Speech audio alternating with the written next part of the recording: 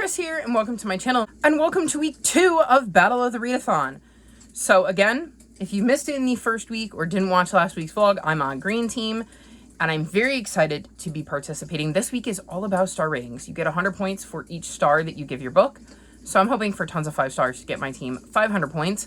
The green team's bonus prompt is to read library books, and, well, I purposely made sure I had a ton of those for the subsequent weeks when I wanted to rack up as many points as I can. So, hoping to get tons of those in, tons of 5-star reads.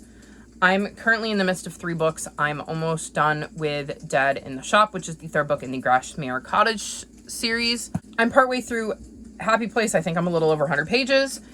And I'm about 60 pages in to Dead or Alive, which is the 14th book in the Skullduggery Pleasant series.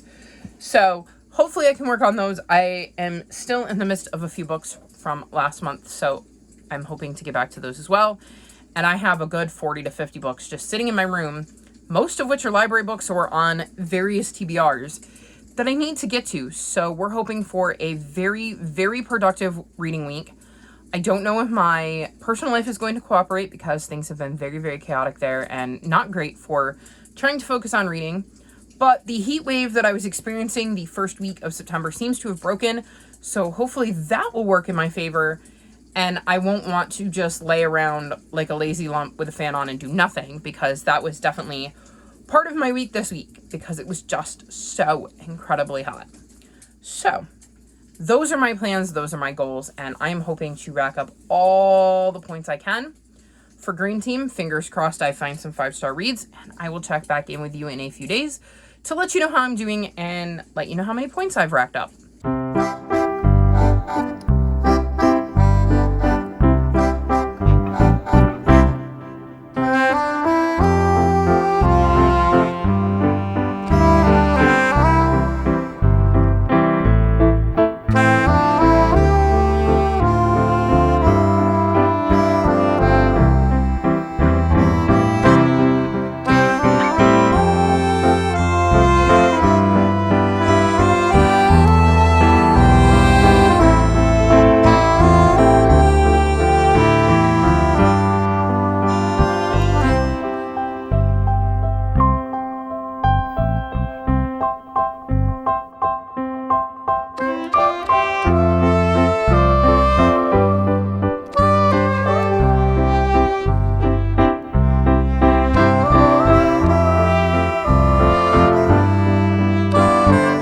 So it is Tuesday, and I thought I would check in because I've read quite a bit. I'm hoping this is going to be a rather quick update, and I'm sorry if it's a bit brief, but I had to put one of my cats down yesterday, Chester, my big orange cat that we brought in March. He was old. He had some stuff going on. I don't really want to talk about it, but if I seem a bit down or a bit off, that's why. So I'm just going to quickly jump in to what I've read, and again, I apologize if this isn't my best clip. I finished Dead in the Shop, which is the final book in the Grashmere Cottage trilogy, and I gave this 4 stars. I liked how this wrapped up, but I think I would have enjoyed it more had I read it closer together. I keep doing that with series, but this one especially is really just 3 parts of one story, so I think having read it all at once, it would have been far more enjoyable. So I would recommend that if it's something that sounds interesting to you, to read it that way and read it all in one go. I read Percy Jackson and the Greek Gods, and I gave this 4 stars.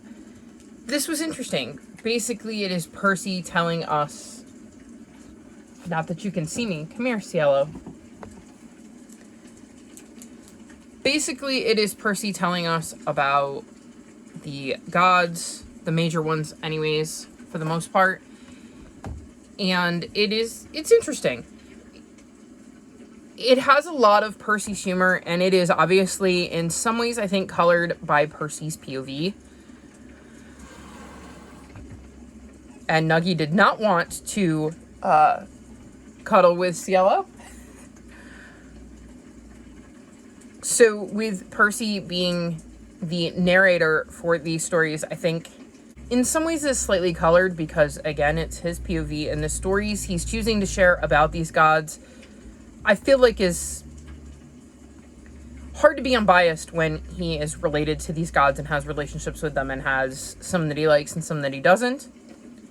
I like that we get to see a bit of humor in them, and it does stay true to the true stories of the gods while also factoring in Riordan's world that he's made for these gods and how he's kind of made them his own. So I enjoyed that, and I'm happy to be one book away from being caught up with all of the backlog of the Percy Jackson universe.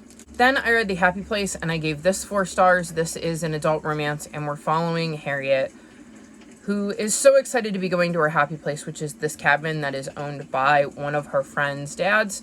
They go there every year, her and her friend group, but this year it's a little different because her and her fiance, who is also part of this friend group, have actually broken up and none of their friends know. When she gets there, she plans to tell her friends, but unfortunately she finds out that 2 of her other friends who are in a relationship are getting married, and the dad who owns this camp is selling it, so this is going to be the last year they get to have their happy place vacation like they always do. So she and her ex-fiance Wynn decide to not tell anybody the truth and try to get through the week before they let their friends in on the true story. In the meantime, she has to pretend to still be in a relationship with Wynn, which is easier said than done. We also get flashbacks seeing how Wynn and Harriet met and how their relationship developed, interspersed with current day, and seeing where their relationship is now. I quite enjoyed this. I flew through it. It was exactly the right book at the right time. It was about a 2 on the spice scale if 1 is completely bland, meaning nothing, and 5 is essentially plot what plot. So it fit into the kinds of romance books I like because it is far more focused on the plot than the spice.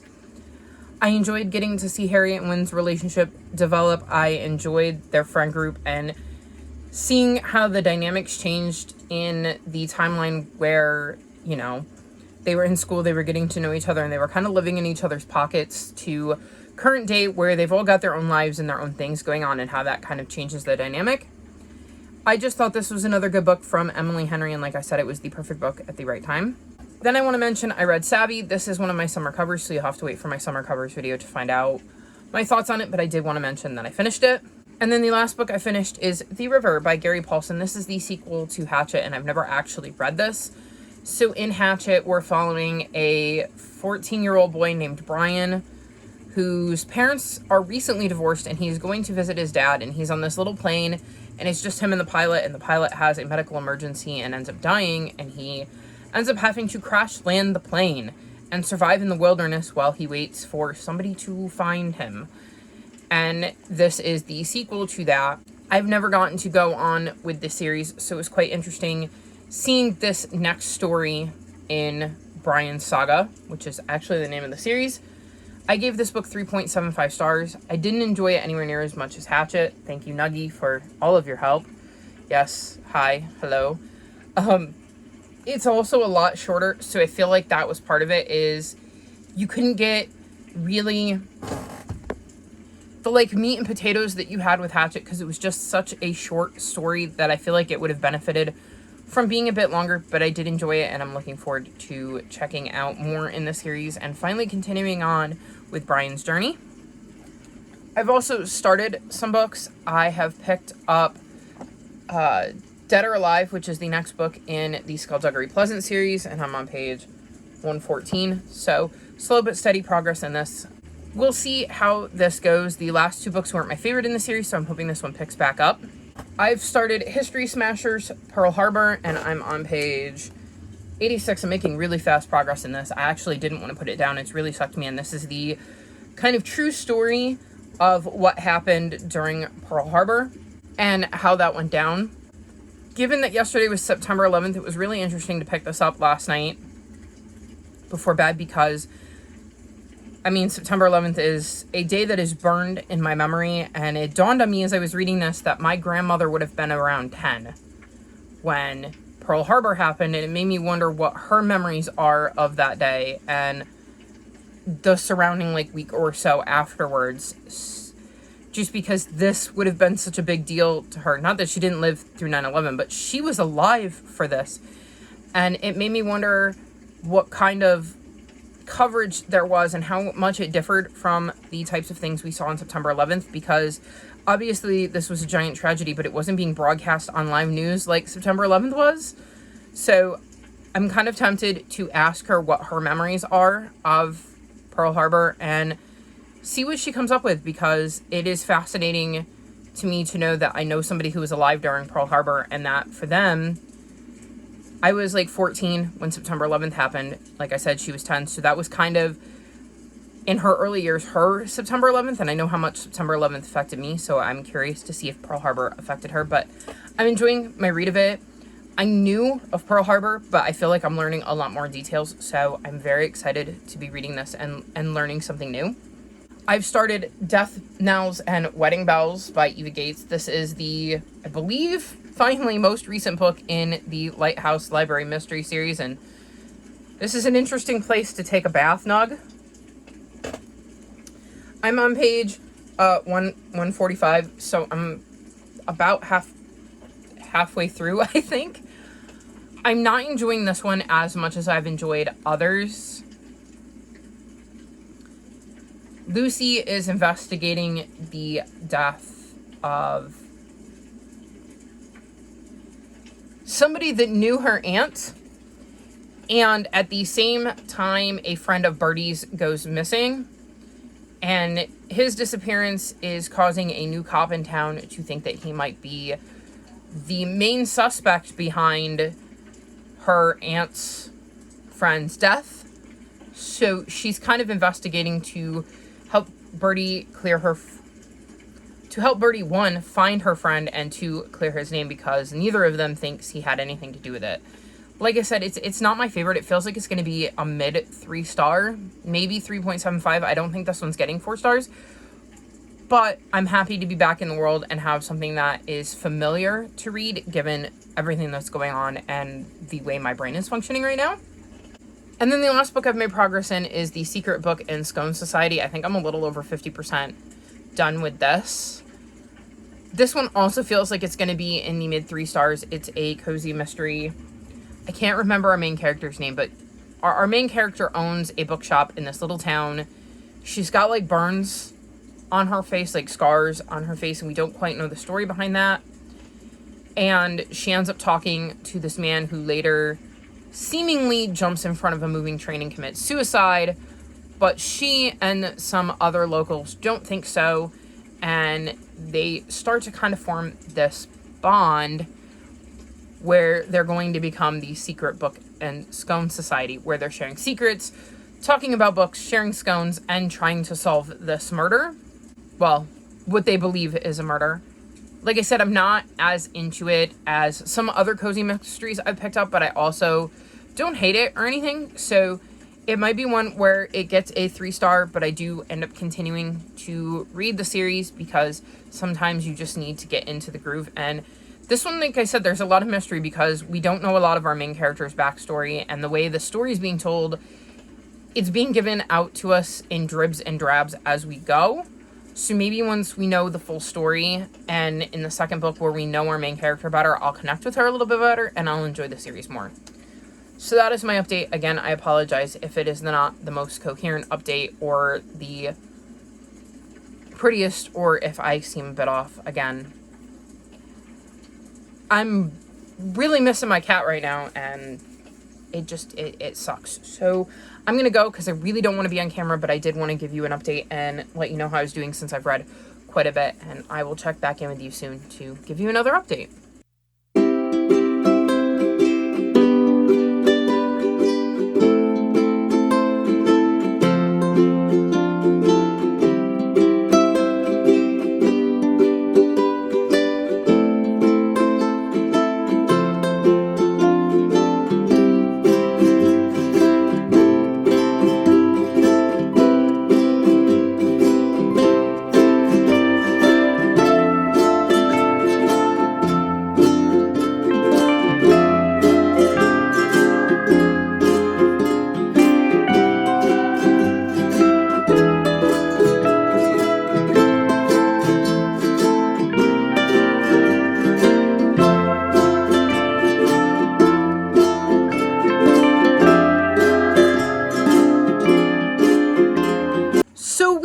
2 of Battle of the Readathon is over, which means it's time to wrap this vlog up. I'm going to warn you now, I have not watched my last clip, so if I miss a book or I repeat myself, I apologize, but I can't bring myself to watch that last clip yet. The emotions are still too raw with losing Chester.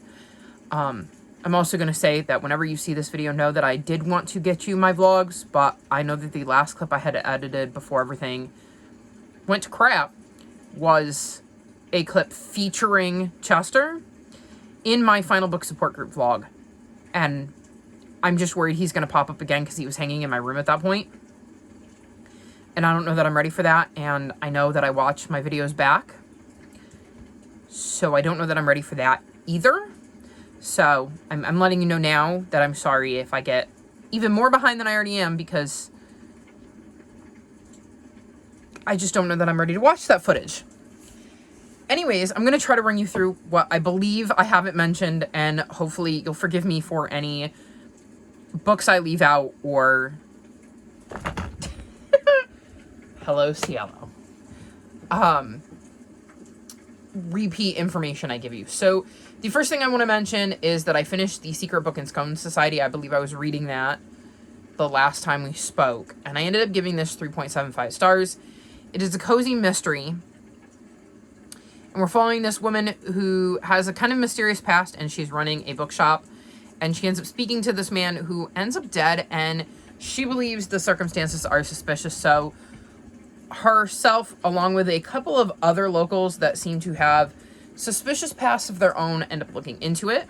I feel like now that I know more about these characters, having gone through the book, and they aren't quite such big mysteries to me, that I will enjoy the books more going forward. I did like the mystery aspect of this, and I definitely didn't see the end happen the way the end happened, so I was pleasantly surprised on that. It wasn't my favorite cozy mystery, but I did like it enough that I will probably continue the series at some point, though it might be a TBR jar kind of thing. Let's see, next on my pile is The Ship We Built by Lexi Bean, and I gave this 3.5 stars. This follows a kid named Rowan.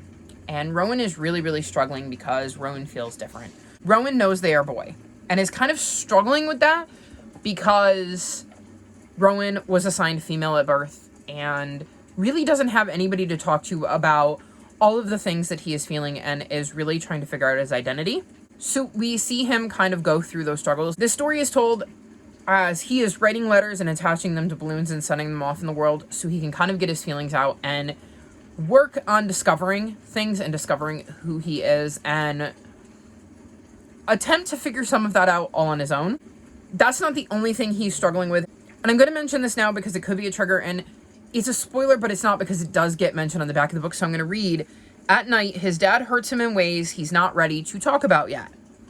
He never gets descriptive really with what exactly his dad is doing, but it is very, very clear that it is a case of child sexual abuse. So if that's not something you even want touched upon, I would suggest, skipping this book. I would also say if you were going to give it to a middle grader in your life, you should make sure that their parents are aware of that so that they can talk through those things with their child as they read, or if the middle grader is yours, that you talk through those things as they read it, because it is definitely mentioned in here in a way that at least me as an adult knew exactly what Rowan was talking about, but a kid might not. And yeah, I think that's something to be aware of when going into it.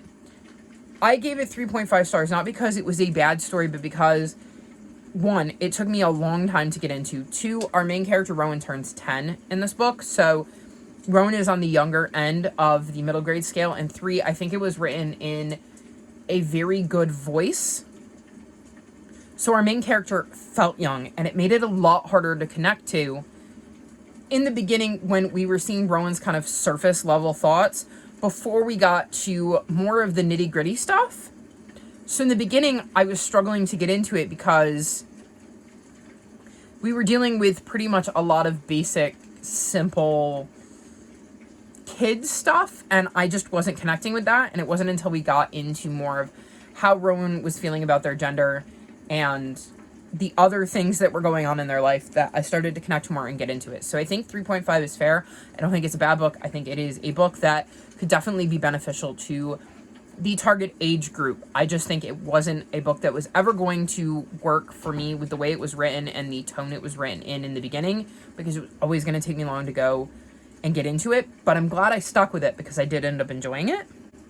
The next book on my pile is The Miraculous, and I gave this book 4 stars.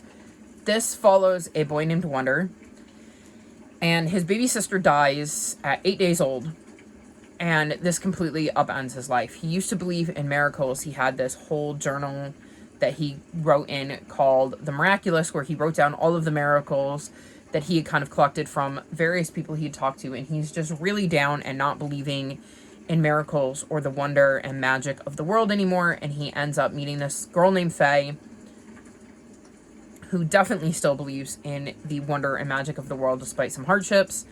And they end up meeting this woman who lives at a strange house in the woods, and she sends them on a bit of an adventure. One that is going to require them to, believe in miracles and discover some of that wonder again.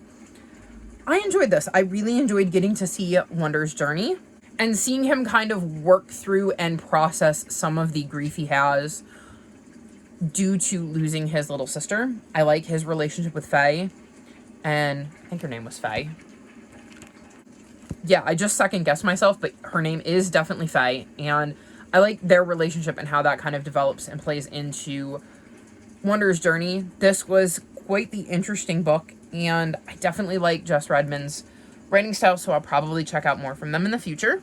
Next on my pile is Fire Song, and I gave this 4.5 stars. This is the 3rd book in the Brightstorm Twins adventure series, and this follows explorers Arthur and Maudie, and they're twins, and they go on these sky ships and travel to various lands around the universe, like their world. And in the first book, their father dies. Their mother died when they were young, really young. But their father dies, and it completely upends their life, and some things come out that don't jive with the way they believe their father would behave, so they end up going on a journey to try to uncover the truth of what happened to their father on his last journey, because he died on that journey. And now we're obviously on book 3, and we're getting to follow the latest journey in their story, and I can't really say anything about it because it would be spoilers for the rest of the series, but I quite enjoyed this. I liked being back with Arthur and Maudie. I liked seeing kind of the drama that was set up in this one. This is the end of their trilogy, I believe. While Fire Song may be the conclusion of the Bright Storm trilogy, by reaching the end, you will now know there are more trials and adventures on the horizon for others within this world, and that within every end, there is a beginning. So that leads me to believe that we have finished seeing tales from Arthur and Maudie's POVs, but we will see other tales in this world told from somebody else's point of view. And maybe we'll see some familiar faces in those tales. So I'm quite excited to see what Vashti Hardy comes up with, because I really enjoy this world and the way it works, like with the sky ships, which is how they travel, and the kind of like old school feel that they have when it comes to some of the technology that they're using. I'm excited to have completed this journey with Arthur and Maudie, and I'm going to be sad to see them go, but at the same time, I'm looking forward to seeing what other stories could come out of this universe. Then I finished a book that I absolutely adored, and that's Going by Coastal, and I gave this 5 stars. This is a YA romance. Not a book I would have predicted that I gave 5 stars. So in this book, we're following Natalia. She's Jewish, her parents are divorced, and she's bisexual. Those are the 3 big things you need to know about Natalia. She has the opportunity over the summer to spend the summer with her mom, who she's been estranged with, who lives in LA. She and her dad live full-time in New York. She is debating which of these things is the best opportunity for her, and she's so torn that we end up getting to see both. So we have a chapter in New York, and one of the main points of New York is her finally talking to that cute redhead girl that she sees everywhere. And we see her in LA, where she's going to be an intern at her mom's company, and finds out very quickly that there is going to be another cute boy intern working there as well that isn't like a nepotism hire, who earned his way into this internship. So we kind of see her on both coasts trying to figure out what she wants to do with her life, trying to find a way to reconnect with her mom, because that is a theme through both sides of the story, and finding maybe a summer romance because she's surrounded by cute people and she's bi. I loved this. I love the way this story was written, and the author did such a great job at getting me invested in both timelines. I was very, very curious to see how this story was going to wrap up, considering I went into it going, well, which timeline did she actually choose? How do you reconcile the fact that we've just seen her spend her entire summer in New York and her entire summer in LA? And I thought that the way the end happened was incredibly interesting, and it was the thing that gave it the 5 stars. It was a high 4 until the ending, and then the ending just wrapped everything up in such a pretty little bow with the way it ended, at least for me, that I was just overjoyed. I ran out into the living room and had to tell my dad about it, because I needed to talk to somebody, and none of my friends were awake at that hour. I was not ready to talk to you guys on camera, and, well, my dad was who was available. I'm sure he was really excited to hear about this YA romance I read, but I was just so excited to be able to talk about this book and how much I loved it and the story and everything that happened, and I can't put into words how much I loved this book, and I am absolutely going to see if I can get some other books from, I think her name's Dahlia Adler, yes, because I love her writing style and how she told the story and how it kind of all came together. So, thumbs up for this book. Really, really, really, really loved it, and would highly recommend it because I found it super entertaining. Next, I read Death, Knells, and Wedding Bells by Eva Gates. This is the most recent book in the Lighthouse Library Mystery Series, and I gave this one 3.75 stars. This one is not my favorite. I'm trying to figure out how to explain what's going on without spoiling anything. I think I'll go with Lucy's aunt is in town and has a paramour, and that paramour ends up dead. And the main suspect is a friend of Bertie, who is Lucy's boss at the library, because he just so happened to go missing at the same time as they found this dead body. So Lucy ends up getting drawn in, 1, because her aunt was with the guy that got murdered, and then 2, because Bertie's friend is the main suspect. I just was not into this mystery the way I have been into some of the other mysteries in this series, so I think that's what knocked it down. I didn't really care, to be honest, who did this guy in or why. I liked a lot of the other stuff that was going on with the book, hence it being a 3.75 and not lower. And I have no intention of not continuing on with the series, because with Cozy Mysteries, you're not going to love every single book in the series. Usually there's 1 or 2 that aren't your favorites, and I think this is going to be that one for me. So it was alright. It wasn't my favorite, and I will definitely continue on with the series. And then the last book I finished is History Smashers Pearl Harbor, and I gave this book 4.25 stars. So this is a middle grade nonfiction series, and in this one we're following the true story of Pearl Harbor, and I really enjoyed it. I knew a little bit about it. I think I mentioned in the last clip that I was curious to know what my gram remembered from it actually happening, because she would have been about 10 at the time, and being fascinated that she was actually alive for this, because, like, for me, it's ancient history. Like, this happened well, maybe not ancient, but, like, this is very firmly history, and for her, it was real life happening. And it definitely puts in perspective the idea, because we're right around September 11th, I think I mentioned that too, of the fact that there are people who are born now who are, like, proper adults, but have no idea what it was like to live with Twin Towers and live through 9/11. So I just think it would be interesting to get her perspective on what it was like to live through Pearl Harbor, since that was a real event for her and not just something she read about in books. I like the way this is kind of laid out and how it explains a lot of the details that were surrounding it, all of the things that pointed to it happening, how it kind of came about, like why Japan decided to do it, how we ended up missing the fact that it was going to happen, and then some of the response and how that changed the course of World War II. I think this is a great, great series for middle graders. It is chock full of information. And I learned some extremely fascinating facts about Pearl Harbor and like the memorial that's there. And I think one of my most interesting facts that has stuck with me, the one that I was telling my parents about, was the fact that there is a memorial in Pearl Harbor of this like bridge that goes over one of the ships that sank. I think it's the one that lost the most amount of people. And if you served on that ship, you can choose to be cremated, and a diver will bring your ashes down and put them with the ship so you can kind of be buried with your crew.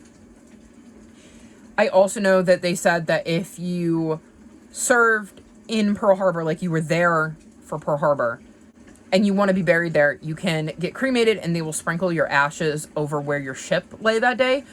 But that specific ship is the one where they go down and actually stick you kind of in the ship in your urn. So I thought that was interesting, a bit morbid, but interesting. But I definitely feel like I learned a couple of other interesting things, but I think I will let you discover that for yourself should you read it. And honestly, reading more about the memorial and how it came to be is also quite fascinating. So I don't think I gave anything away with mentioning the burial process. So really glad this came out of my TBR jar and that I read it, because I was thinking about reading it, then decided not to. And then the fate said, actually, you're gonna. That's not all I read though, because I've started 2 other books. The first is The Song Rising. I'm only like 35 pages in, so I've only just started. This is the 3rd book in the Bone Season series, and I'm quite interested to see where things go. Like, hearing the way this started off immediately refreshed me on where we left off, and I'm surprised I managed to not pick this up sooner, because I had forgotten what a giant cliffhanger it kind of ended on, and like the bang that it ended on. So I'm very curious to see where things go in this one.